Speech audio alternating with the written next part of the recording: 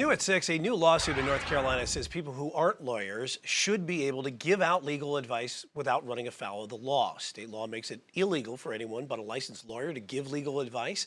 North Carolina Justice for All Project and two of its paralegals sued State Attorney Attorney General Josh Stein over the law.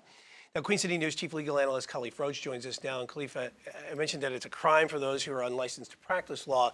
I mean, what charges can someone face on this? Misdemeanor. This is definitely a lower level charge, but it's a charge nonetheless. And you don't want to catch a charge while attempting to help folks how to assist them and how to maneuver themselves outside of illegal trouble. But this is a large issue. I formerly taught paralegals at the law school that was here in the past, and I told them that, listen, while you are under the supervision, while you are assisting an attorney, you can do all the things to assist the process. But if you're out there on your own, you cannot do about 99% of the things that you're learning in this classroom, because it would be the unauthorized practice of law, which is extremely important, and it's something that us as attorneys keep near and dear to our heart.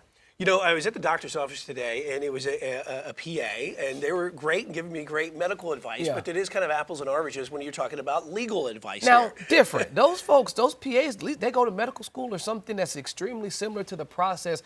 Paralegal studies program is typically, I want to say, like a semester or two. You're not talking about 3+ years in or taking the bar. Now, they do in North Carolina have an optional bar that they can take that's something very similar that goes them through the takes them through the steps of what they learned in school and got them prepared, but not the same. And it's for good reason. They, in their complaint, they mentioned something like attorneys have a monopoly on the legal profession. And when I first read it, I kind of laughed, because that would be like you saying, well, doctors have a monopoly on the medical profession. Well, it is medicine, and this is the law. It is a specialized practice, a specialized area that you want the individual that is advising you in or counseling you to make sure that they have that additional set of parameters in place to make sure they're giving you all the things that they're supposed to give you. And the law is extremely old-fashioned. And so I can guarantee without a doubt that there is no chance at all that they will give access to non-attorneys giving legal advice. I do commend them for the mission that they're attempting to do, but the parameters that are in place are there for a reason to ensure that folks aren't misguided. And you have to think about it. Legal profession for a whole, for as long as I can remember, maybe all the way up until 20 years ago, didn't even want us to have advertising.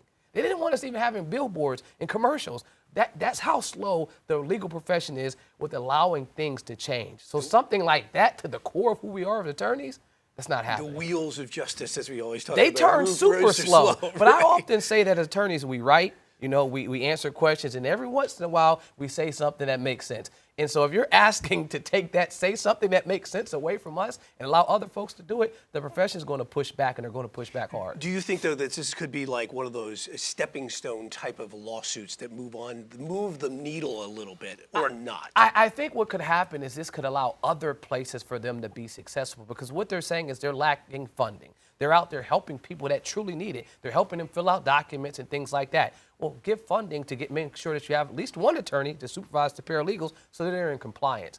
I think that's what it does. But in terms of the law changing, not at all. All right. Chief Legal Analyst Khalif Rhodes on it.